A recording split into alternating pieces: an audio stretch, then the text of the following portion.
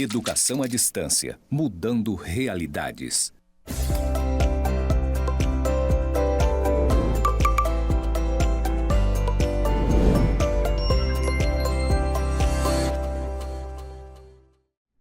Saudações, pessoas! Sejam bem-vindos aos cursos do Instituto Federal de Educação, Ciência e Tecnologia de Rondônia, o IFRO, Campus Porto Velho, Zona Norte. Você está na Educação à Distância e eu sou a professora Anabela Barbosa. Juntinhos estamos na jornada de processos avaliativos. Nesse episódio, nós vamos conhecer algumas estratégias que podem ser utilizadas aí ao longo da prática pedagógica para fazer evoluir dispositivos de aprendizagem. Iniciarei com a minha audiodescrição. Eu sou uma mulher parda de cabelos pretos, na altura do ombro, estou com um vestido rosa de bolas brancas e laranja, tá bem pink, bem Barbie. Estou em pé, eu tenho 1,64 m, 65, há dúvidas a respeito disso. Tenho 58 quilos, tenho 42 anos. Estou em pé, à minha frente está um púlpito de acrílico, à minha direita a tela interativa e ao fundo a plotagem dos estúdios em tons verde, branco e cinza. E o meu sinal para a comunidade surda é Anabela. Bom, nesse episódio, então, algumas estratégias que fazem evoluir os dispositivos de avaliação e as práticas pedagógicas. É claro que aqui a gente traz generalizações. Para você conhecer, utilizar, você tem que se aprofundar, ler artigos que relatam essas experiências. Um bom lugar para você fazer isso é o portal de periódicos da CAPES, que existem várias publicações de artigos com relatos de experiência, participar de eventos como congressos, seminários, entre outros e afins. E acompanhar as nossas web aulas, com certeza. Essa aula, você pode assistir várias vezes, assistir de novo, curtir, dar um joinha, fazer coraçãozinho. Agora é assim, né? Coraçãozinho assim. Então, sem mais delongas, vamos acompanhar aqui as nossas premissas. Algumas estratégias de avaliação. Primeiro, vamos partir do princípio de que o processo avaliativo, ele faz parte das práticas pedagógicas. Sim, o processo avaliativo, então, ele não deve ser entendido, como algo além das práticas. Quer dizer, eu tenho as minhas práticas pedagógicas e aí eu tenho a avaliação. Aí eu tenho uma prática de avaliação apartada. Geralmente, considerando as grandes dificuldades ainda que o nosso sistema educacional possui, como professores com muitas turmas, muitos alunos por turma, por sala, 30 alunos, às vezes 40 alunos, às vezes você tem uma aula daquela disciplina, aí você tem 10 turmas. Então, nessas condições operacionais, realmente fica difícil de você aplicar instrumentos avaliativos enquanto estratégias pedagógicas, enquanto práticas pedagógicas. Porque o sistema exige uma nota, mas as condições de infraestrutura e operacionais que o professor possui para fazer uma avaliação como regulação, uma avaliação subjetiva, baseada principalmente na questão das rubricas, que é o desenvolvimento das habilidades e das competências, ficam mais complicadas. Porque como que você vai fazer, como você vai desenvolver essas práticas se eu sou o professor que tem uma aula, eu vou ter 10 turmas, se cada turma tem pelo menos 30 alunos, eu vou ter então 300 alunos, fica muito mais difícil de acompanhar. Portanto, é necessário a gente também repensar, vou lembrar Edgar Morin, de que é necessário repensar, refazer o pensamento sobre o sistema de organização das nossas escolas, o sistema de organização da educação, ao invés de disciplinarmente, pensar em outras formas de organização do currículo, por formas às vezes por ciclos, por eixos. Existem várias, a pedagogia Waldorf, que é uma das pedagogias mais dedicadas a um ensino mais humanizado, a um ensino mais preocupado com a construção integral do ser humano, o desenvolvimento integral do ser humano. Mas considerando que há esperança, à luz de Paulo Freire, então sempre há esperança, a gente pode pensar nesses dispositivos que eles passam para além de práticas, digamos, datadas. Você tem a data para avaliação, que você tem a data, não que isso seja um elemento ruim, mas as práticas não vão ser apenas pontuais. Então, talvez o resumo disso seja, as práticas avaliativas, elas não podem ser apenas pontuais. Né? Quando elas forem pontuais, que elas tenham a finalidade principal de se destacar para a regulação da aprendizagem, ou seja, para a tomada de decisão. Né? Então, enquanto instrumento de regulação para práticas pedagógicas, para a intervenção do professor ou para a intervenção da coordenação pedagógica ou da própria gestão da escola em processos que sejam mais adequados, adaptados ao desenvolvimento daquelas habilidades e competências prescritas aí para aquele momento, para aquela etapa. Então, vamos ver quais são os desafios. Bom, os desafios são justamente esses. Como integrar as diferentes funções da avaliação no cotidiano da sala de aula em perspectiva de regulação da aprendizagem. Quando você tem uma prática em sala de aula, você não consegue, ou pelo menos não é possível, a priori, você eliminar todas as concepções de avaliação pelas quais nós passamos pelos nossos episódios, pelas nossas web aulas. Que é, desde aquela que é de medir, de julgar, de identificar, de notar, todas essas concepções de avaliação, elas existem e elas funcionam dentro da sala de aula, dentro da escola. Em diferentes momentos nós iremos praticar essas funções. A função diagnóstica, a função somativa, a função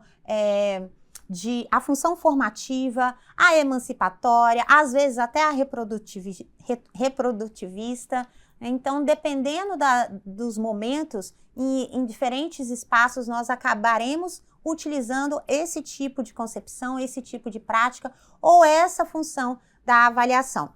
Mas o importante é tentar equilibrar, caminhando sempre para a utilização da avaliação como esse instrumento de regulação, tanto do ponto de vista da regulação da aprendizagem em sala de aula dentro da escola, como do ponto de vista de tomada de decisão para intervenções com relação a políticas de gestão ou políticas públicas, se for no âmbito da gestão escolar ou se for no âmbito da gestão política, certo? Mas vamos conhecer algumas que a gente pode aprimorar. Bom, para a gente começar, a gente precisa... Bom, vou te fazer um convite. Antes de começar, você quer tomar um chá comigo? Chá é uma coisa chique, né? Uma coisa chique é tomar um chá. Então, a gente sempre começa pensando nos instrumentos avaliativos, nos processos avaliativos, a partir do chá. E esse chá, o que é esse chá? Bom, o chá, ele é as competências, as habilidades e as atitudes que o coletivo de educadores estabeleceu no currículo, que são essas habilidades necessárias ou importantes para o desenvolvimento daquela etapa da educação. Então, o chá são competências, habilidades e atitudes. É dessa forma que a BNCC está organizada. A Base Nacional Comum Curricular está estruturada a partir das competências, habilidades e atitudes. E aí a gente precisa pensar, né, quando vamos tomar um chá, quando vamos pensar em um instrumento avaliativo, a gente precisa considerar que seja um instrumento o quê? Que ele estabeleça as competências e as habilidades. Então, aqui na nossa lâmpadazinha, a gente tem que pensar, bom, esse instrumento avaliativo, E aí, quando eu penso em instrumento avaliativo, gente, eu tenho que pensar em instrumento avaliativo como a própria estratégia pedagógica, como o próprio instrumento pedagógico. Então, quando eu vou pensar, por exemplo, na aplicação de uma horta, como eu vou avaliar a realização dessa horta? A avaliação vai ser, depois no final, eles vão pegar e fazer uma prova e dizer o que é horta, para que serve a horta, como deve ser usada a horta. Bom, dessa forma, talvez a folha, a folha ali, prova, não seja um instrumento. Porque a avaliação, a elaboração da horta, a separação dos materiais, de repente até a construção de uma composteira para adubar a horta, a seleção das sementes, o plantio, a coleta, o uso para colocar na merenda escolar, tudo isso já é a própria estratégia de aprendizagem. Em cada um desses momentos, eu já posso fazer a avaliação. A avaliação ela vai se dar durante todos esses momentos. Olha, conseguimos selecionar as sementes, conseguimos fazer as mudas, conseguimos transplantar as mudas para os canteiros, organizamos uma rotina de cuidado para aguar as plantas, para aguar as mudas, as hortaliças, né? A cada dia uma dupla de crianças vai lá e faz o cuidado, verifica, né? Quando que a gente vai fazer a colheita. Então, tudo isso comporta os processos avaliativos. É por isso que a nossa jornada chama-se processos avaliativos, porque é um gerúndio, é contínuo. Né? Eu não vou tirar a avaliação desse processo. Muito pelo contrário, ela está intrínseca nesse processo. Ela é inerente à própria estratégia pedagógica, certo? E nessa perspectiva, eu não posso excluir, eu não posso tirar ela e deixar ela num momento apartado, sozinha lá, descontextualizada. Então, quando eu for pensar nas estratégias, essas estratégias, elas já são eu já tenho que pensar nos próprios formas de acompanhamento e de intervenção, que já são os processos avaliativos. E aí eu tenho que conceber em cada etapa as competências, as habilidades e as atitudes para melhor eu fazer a intervenção enquanto professora, né, nas condições que eu tiver, e também para melhor eu organizar esses processos, né, para eu organizar esses dispositivos que vão complementando as etapas. Então, estabelecer competências e habilidades claras, à luz, claro, da BNCC. Defina o conteúdo mediador, o tempo, o espaço e a interação. Então, são elementos importantes, né? Definir o conteúdo. Geralmente, as nossas estruturas, inclusive na graduação, na pós-graduação, em todos os níveis ainda, as nossas estruturas ainda têm por base os conteúdos como o início da prática pedagógica. Agora, com o advento da BNCC, que ela está organizada por competências e habilidades, a gente se volta mais, partimos das competências e das habilidades, mas ainda nos outros níveis a gente tem muito o conteúdo como o norte. O conteúdo, ele não é o norte, o conteúdo, ele é o mediador da aprendizagem, é aquilo que eu vou utilizar para subsidiar o desenvolvimento daquela habilidade, daquela atitude ou daquela competência.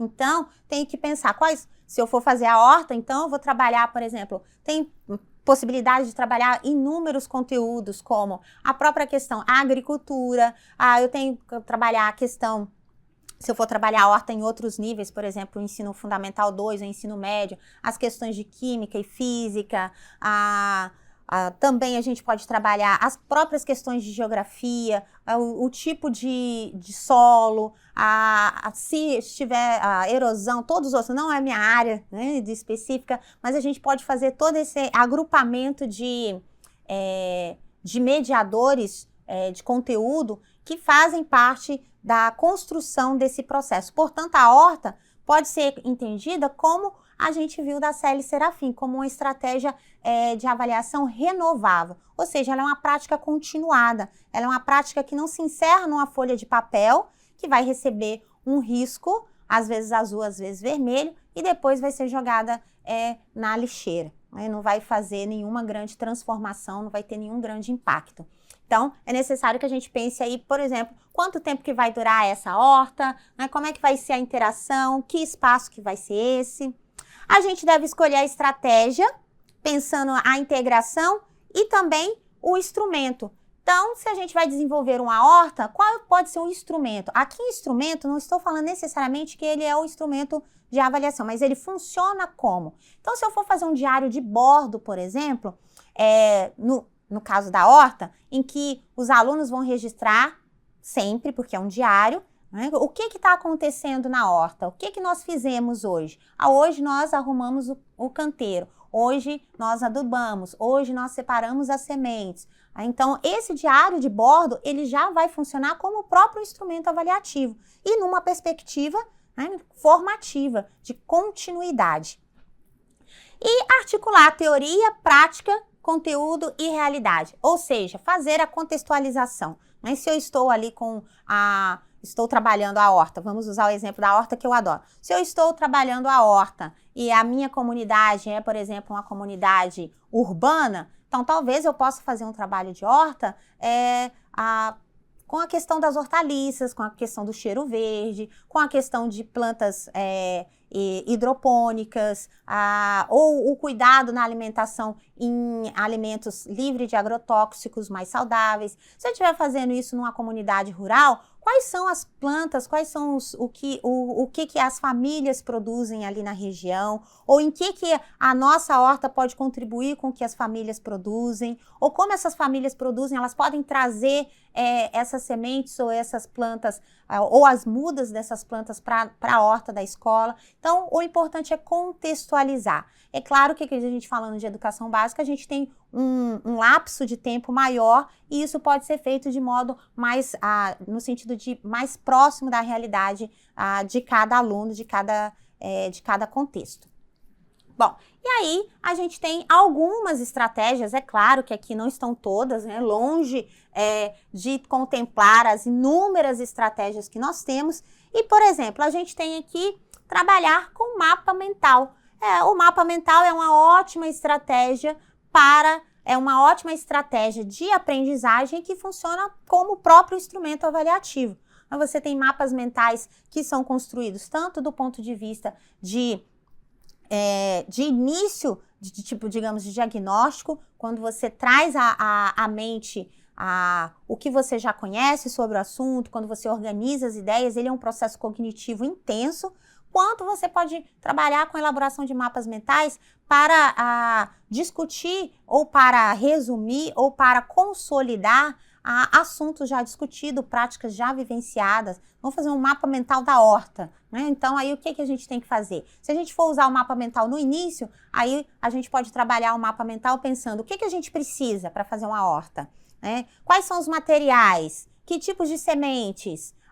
Que tipo de ferramenta? A gente vai precisar de enxada, de pá, de regador? E se você for aplicar um mapa mental, né, ao fim, no final do processo, então, para poder encerrar a análise da horta, você pode fazer quais foram as plantas, quais foram as sementes, ou quais foram os tipos que foram plantados na horta, quais foram as finalidades que essas plantas tiveram, como elas foram utilizadas. Então, a gente pode usar os mapas. Ele tem a grande vantagem do mapa mental é que ele não tem, por exemplo, um momento ideal a ser utilizado. Ele pode ser utilizado em qualquer momento do processo de aprendizagem. E como ele tem uma forte construção cognitiva, ele faz uso das diferentes estratégias, como dizia Vygotsky, como dizia Piaget, né, das estratégias superiores, né, das cognições superiores. Então, o mapa mental é uma boa estratégia. A gente tem também como sugestão aqui, o PBL, que é né, Problem Based Learning, uma sigla em inglês. Então, a aprendizagem baseada em problemas, que alguns estudos de caso são baseados nessa forma. Então, você constrói junto com o aluno a problemática e a partir do problema identificado, ali você realiza várias práticas. Geralmente essas práticas são interligadas, né? Então, elas utilizam da interdisciplinariedade. Por exemplo, você está ali na sala e estamos com a nossa condição do ar, então, digamos lá, você esteja trabalhando química, né? A condição do ar está ruim, a umidade não está boa. Como é que a gente identifica a qualidade do ar? Quais são os instrumentos de química, ou quais são os elementos químicos que a gente pode avaliar o ar? Que tipo de atitude que a gente pode tomar para poder desenvolver ou melhorar a qualidade do ar onde a gente mora? Então, veja, parte-se de um problema que é algo contextual e a partir desse problema você elabora várias sequências didáticas que vão complementando e usando o conteúdo de química como mediador. Então, PBL é uma ótima estratégia de aprendizagem e que ela em si já incorpora o processo avaliativo. A gente tem também a roda de conversa, que eu sou apaixonada, né? A roda de conversa, ela é uma outra estratégia, uma estratégia bastante subjetiva, baseada em autoavaliação, né? E você faz literalmente uma roda em que você literalmente conversa sobre um determinado assunto. E ela pode ser utilizada em todos os momentos do processo. A própria roda já é um instrumento avaliativo, porque o professor pode tomar nota, ele pode usar um instrumento de registro, se for o caso, né, para que você pontue os elementos da roda, se você estiver discutindo, por exemplo, sobre o uso da tecnologia. E aí você vai destacar, né? Quais são as tecnologias que nós usamos, por que nós usamos essas tecnologias, nós usamos elas de modo social adequado, em que medida que nós usamos, todas as pessoas têm acesso a essas tecnologias, quais são as dificuldades que são enfrentadas. Então a roda de conversa, ela se aplica em qualquer instância, em qualquer nível, tanto da educação infantil até a educação superior, a pós-graduação. Ela tem inspiração freiriana. Então, ela vai parte do contexto e, particularmente, já falei, sou apaixonada, é uma ótima estratégia. Outras estratégias práticas. Sim, práticas, mas que isso, professora? Prática? Prática. Prática é prática. O que é prática? Prática é tudo aquilo que você coloca o quê? A mão na massa. Então, na educação infantil, você pode fazer diferentes práticas, desde massinha a jogos, são atividades práticas. Desde você brincar na areia, modelar na areia, a você fazer, por exemplo, no ensino médio, uma feira de empreendedorismo. Então, tentar equilibrar. É claro que nós não temos condições de todos os dias, em todas as aulas, a todo momento, desenvolvermos estratégias práticas, mas equilibrar as nossas aulas, as nossas práticas, as nossas sequências didáticas com momentos de prática, momentos em que o aluno esteja envolvido, realizando, manipulando. Então, usar Lego, usar robótica, né? Todos esses itens são elementos de prática. Quando eu desenvolvo, por exemplo, quando eu peço para uma criança construir ou representar por meio de Lego uma cidade, ele está fazendo uma construção prática. E aí, qual que é o meu instrumento avaliativo? O meu instrumento avaliativo, depois, ao final, vai ser uma folha em branco perguntando se ele colocou prédio, se ele colocou rua, não necessariamente, né? A própria maquete de Lego já é então, por isso que a gente fala que o instrumento de avaliação, ele já é a própria estratégia pedagógica. É claro que aí o que a gente tem que fazer? Definir as rubricas para o processo, para que eu possa, enquanto professor, fazer intervenção se for necessária e ir acompanhando o desenvolvimento. Então, as estratégias práticas sempre bem-vindas, e além de tornar o aluno ativo, permitir o protagonismo e desenvolvimento da sua autonomia e independência.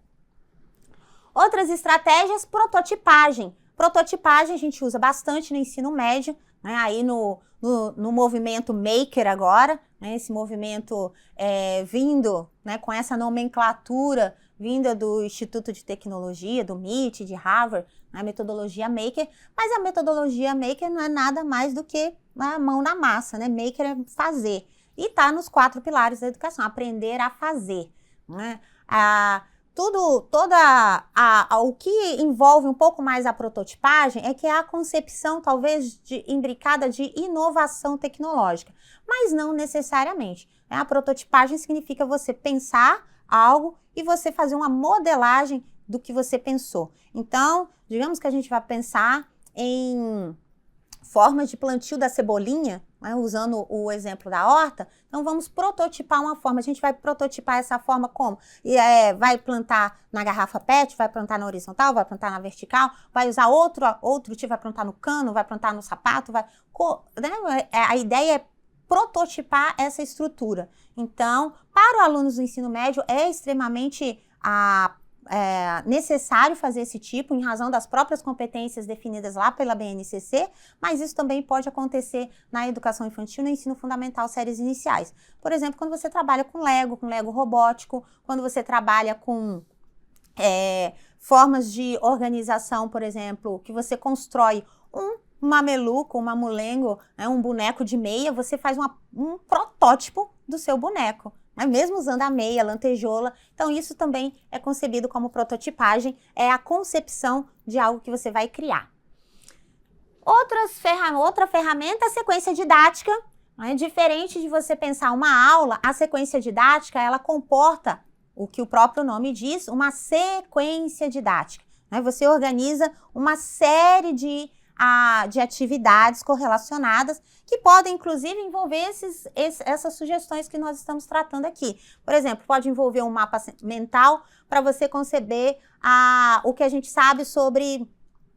A gente pode começar com a roda de conversa para sabermos o que a gente entende por horta, né? Quem tem horta, como que funciona a horta. Depois a gente pode passar para um mapa mental de sistematização do que é necessário para a gente construir a horta. A gente pode fazer uma prototipagem de como vai ser a horta no nosso espaço, na nossa escola. A gente pode fazer aí um PBL, quais são os problemas que a horta enfrenta, né? Então, ou a gente pode partir do PBL ou a nossa merenda escolar precisa ser melhorada, que tipo de atitude que a gente vai tomar? A gente pode construir uma horta, a gente pode ter uma horta. Então, a sequência didática ela é conglobante, né? Ela não se encerra na aula. A aula, ela é complementada por outras etapas. Isso é uma sequência didática, ela é menor do que um projeto, tá? Então, quando você tem ações maiores que tem um envolvimento interdisciplinar, você tem um projeto. Quando você tem uma ação menor, talvez apenas no seu componente disciplinar, você pode ter uma sequência didática. Outra sugestão são as vivências colaborativas. Vivências colaborativas, que a gente também pode, né, falar trabalhos em grupos. Ai, que nome mais bonitinho, professor. Ai, porque eu sou chique, né, bem? Vivências colaborativas, elas podem ser entendidas como trabalhos em grupo, mas são essas oportunidades em que você dá para os alunos, para o sujeito, dele desenvolver com o outro a proposta que você está sugerindo. Então, ela não parte exclusivamente de você, mas você organiza um roteiro e diante desse roteiro, esse grupo vai desenvolver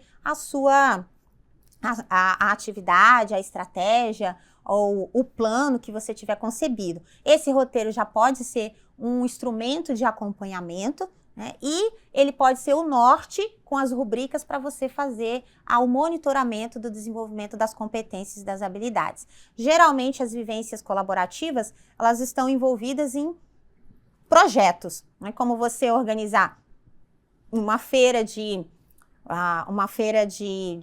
plantas, uma feira de perfumes, uma feira de empreendimentos para o ensino médio, por exemplo. E aí você, além da ideia de organizar em grupo, as vivências colaborativas, elas têm um incremento sobre a ideia de trabalho de grupo. As vivências colaborativas, elas envolvem você fazer para o outro, e por isso são chamadas de vivências colaborativas. Então, organizar, por exemplo, um bazar, em que você vai trazer brinquedos doados, que estão em boa qualidade, mas que todos vão organizar para fazer esse bazar para crianças, ou organizar um bazar de roupas usadas, ou fazer uma campanha de doação de alimentos. Esses são as vivências colaborativas, elas têm no resultado um propósito social, né, para além da função pedagógica. Elas têm essa intencionalidade social, essa intencionalidade de ajudar o outro. Então, um pouquinho diferente do trabalho de grupo, as vivências colaborativas têm esse norte, esse incremento na sua organização. Outro exemplo que a gente tem, muito comum, né, que na verdade não é nenhuma novidade, que é a sala de aula invertida. Muitos já praticam, que a gente poderia ter o exemplo dos seminários. Os seminários são uma sala de aula invertida, ou seja, o conteúdo, nesse caso, é estudado, é trabalhado pelos alunos e eles vêm e apresentam. Então, quem está na coordenação, quem está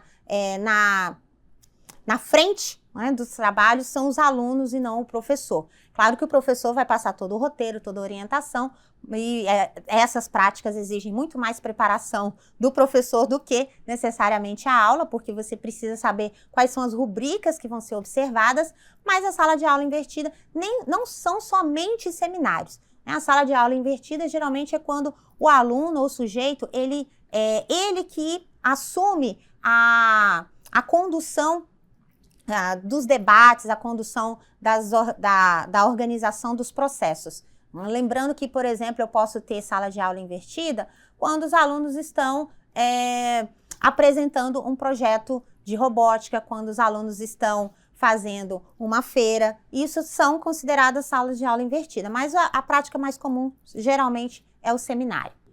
Outro exemplo são os projetos, como a gente já meio que comentou, né? Os projetos, eles têm esse teor de ser, né, de estarem dentro da própria estrutura, contemplar o processo avaliativo, porque em um projeto, você não pode dar a nota lá no final. Um projeto, ele não vai se basear apenas com essa ideia de nota, ele vai ter todo o acompanhamento, desde a concepção do tema, do que está sendo discutido. Então, por exemplo, se a gente for falar de jogos, se a gente for falar de jogos indígenas, se a gente for falar de comidas, né, práticas alimentares na diversidade, então as comidas típicas de origem africana, de origem indígena, de origem portuguesa e de outras, né, diferentes origens. Se você for trabalhar com isso, um projeto a respeito disso, a ideia é que o projeto ele é inter, multi e transdisciplinar, ele envolve mais de uma disciplina, mais de um conteúdo como mediador,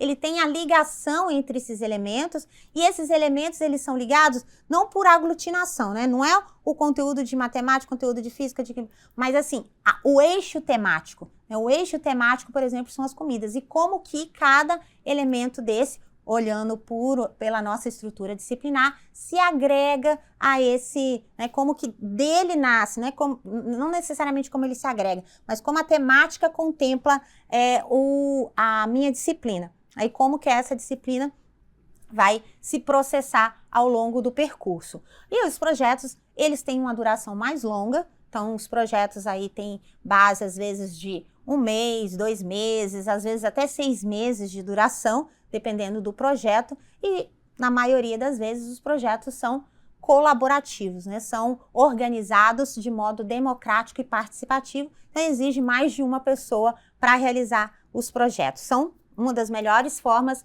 de entender que o processo avaliativo ele está na própria prática pedagógica. Ainda tem as pesquisas. A pesquisa, ela não tem, por mais que a gente tenha evoluído na nossa academia, a pesquisa científica, né, o entender a pesquisa e essa pesquisa mais científica, menos acadêmica, mais menos essa pesquisa escolar, que essa é a pesquisa mais simples, como um princípio formativo e educativo, embora esteja prevista nas diretrizes curriculares de formação de professores, também na própria BNCC, a pesquisa ainda não foi, digamos, adotada plenamente nas nossas práticas educativas. A pesquisa, porque ela exige muito mais preparação, ela exige muito mais organização do ponto de vista pedagógico, porque você tem todo um percurso a ser realizado de investigação, de análise do objeto, de planejamento, de identificação, de estudo, de leituras, para que você possa realizar a pesquisa. Então, a pesquisa, e aí a gente está falando da pesquisa do ponto de vista científico mesmo, daquele que você faz todo um aprofundamento teórico, que você faz uma experimentação, uma aplicação, e depois você torna isso público, seja em diferentes portadores, seja você publicar dentro da escola, ou seja você, né, no ensino médio, participar de um congresso, de um seminário, num evento científico. O que é uma ótima proposta para o ensino médio trabalhar com a pesquisa como princípio educativo e princípio formativo. Mas exige muita dedicação e carga horária de planejamento dos professores. Mas a pesquisa ela permite tanto engajamento, porque os alunos vão estar envolvidos em identificar um problema, em estudar aquilo, em solucionar aquela situação e apresentar seus resultados, como também envolve a colaboração, o aprofundamento teórico, o senso de investigação, e também, se bem organizada, ela contribui para a ideia de que a pesquisa sempre tem uma função social, ou seja, melhorar a qualidade de vida, a condição de vida das pessoas, especialmente aquelas que estão envolvidas ou fazem parte do seu contexto. Nós temos ainda os portfólios. Ai, portfólios, adoro portfólios, né? Portfólios, para mim, é um dos instrumentos mais interessantes de acompanhamento e de prática pedagógica. A ideia do portfólio, que ele pode ser usado, ele é baseado, alguns autores entendem ele como instrumento, outros entendem como prática, outros entendem como instrumento de avaliação. Para mim, ele comporta todas essas funções, todos esses traços, porque ele é, ao mesmo tempo, ele é um instrumento de avaliação, porque o portfólio nada mais é do que, se você estiver pensando num portfólio físico, você vai pensar um portfólio que é uma pasta catálogo em que a gente vai inserir todas as atividades realizadas, por exemplo, pela criança ao longo do bimestre ou ao longo do semestre. Então, se a gente foi lá, escolheu a sementinha para plantar na horta, então a gente tem o registro daquilo. Se depois a gente foi lá e aguou, a gente tem o registro. Se a gente foi e colheu, se a gente foi e fez um suco verde. Então, todas essas etapas vão sendo registradas no portfólio. Nessa ideia, ele pode ser entendido como um instrumento de acompanhamento e avaliação, porque ali está o registro de todo o percurso formativo. Sobre a ideia de que ele é a própria prática pedagógica, você inclui no portfólio momentos em que há o registro pelo aluno, não só pelo professor, né? Há um registro de reflexão pelo aluno. E se o que é acrescentado ao portfólio é produzido pelo aluno, não é apenas inserido pelo professor, aí ele assume ainda mais essa função de prática pedagógica. Então, por exemplo, o portfólio pode ser utilizado tanto na educação infantil, aí para fazer esses registros das atividades, como ele pode ser usado no ensino médio, quando você organiza um projeto, como ele pode ser utilizado lá na formação de professores, na pós-graduação, como registro docente, né, a organização do seu percurso formativo. Então, a ideia do portfólio é essa, é que você vai organizando todas as práticas realizadas, todas as vivências feitas e vai agrupando isso e você tem, ao final, o registro de toda a sua formação, de toda a sua jornada de desempenho e desenvolvimento.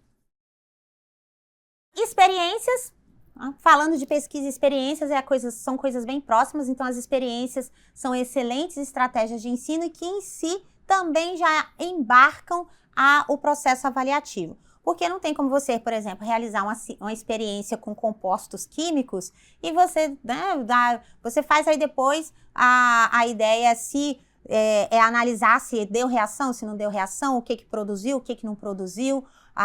Se você teve uma experiência uma vez que eu realizei com os meus alunos sobre o sistema digestório, digestivo, e eles tinham que trazer uma galinha para a gente avaliar o sistema digestivo daquela galinha, né? Como é que funcionava. E aí a gente abriu a galinha, a gente cortou a galinha, viu o que tinha, viu a garganta, viu os órgãos que eram diferentes do ser humano e analisamos as funções, mas entendemos como funcionava o processo. Então, esse tipo de experiência, né, elas contemplam mais do que, por exemplo, eu perguntar, né, quais são os órgãos do sistema digestório, para que serve o estômago, para que serve o intestino delgado. Então, a experiência, realizar experiências são excelentes práticas. E quando você realiza a experiência, a própria experiência já é um instrumento de avaliação. Significa, olha, à medida que a criança manipula, à medida que a criança registra, à medida que a criança participa, ou que o sujeito, se a gente estiver falando no ensino médio ou no ensino superior, participa desse processo, então ele pegou, ele trouxe, ele manipulou, ele organizou, ele separou. Tudo isso já são os elementos de avaliação contemplados no momento da experiência. E por isso que a gente entende ela como uma prática que envolve tanto a ação pedagógica, como também a ação do processo avaliativo imbricado. E, por último, mas não menos importante, efetivamente, a leitura. A leitura que, às vezes, pode ser compreendida como algo passivo, sobre a minha interpretação especificamente não é, porque a leitura é extremamente ativa, né? Você usa de diferentes estratégias de leitura, aí quem ainda não está familiarizado pode estudar Foucambé, a Isabel Soler, a Magda Soares sobre letramento. Então, Todos esses autores vão falar que a leitura é um processo ativo, é um processo em que você faz inferências, que você usa de diferentes estratégias de completar o significado, não só decodifica, né? Não só decodifica o que está escrito ali, as letras, os símbolos, mas você faz uma imersão no contexto que você está lendo, você desenvolve a imaginação, você se apropria da construção da língua, da cultura que está sendo discutida e apresentada naquele texto.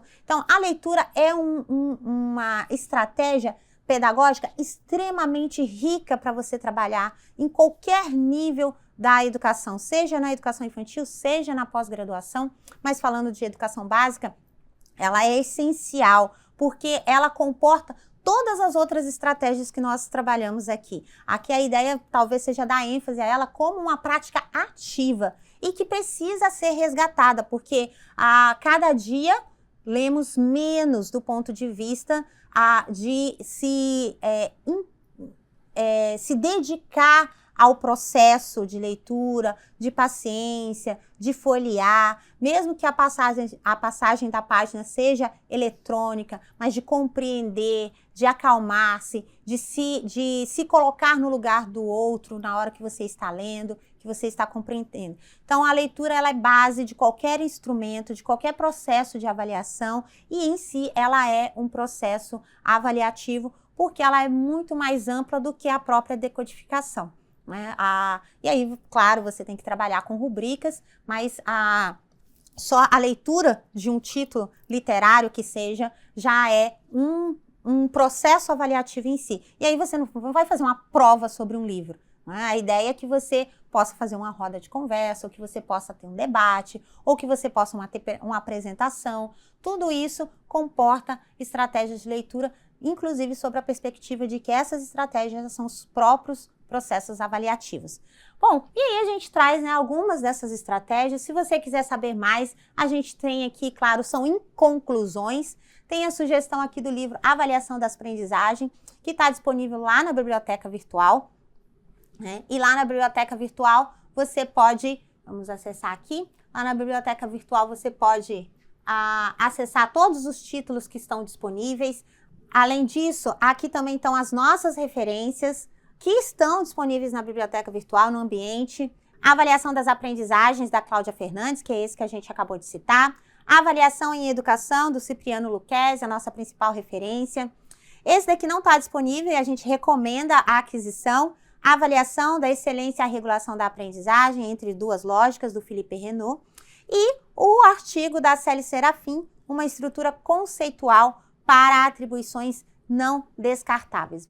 Essas são as nossas considerações, as nossas inconclusões a respeito de processos avaliativos. Desejamos que você tenha aí uma excelente jornada por essas reflexões. E é claro, aí se você quiser saber de verdade, você tem que o quê? Você tem que ler. Curiose-se, porque, como dizia Paulo Freire, nós somos seres em constante inacabamento. Aprendemos a todo instante. Até a próxima. Bonanças!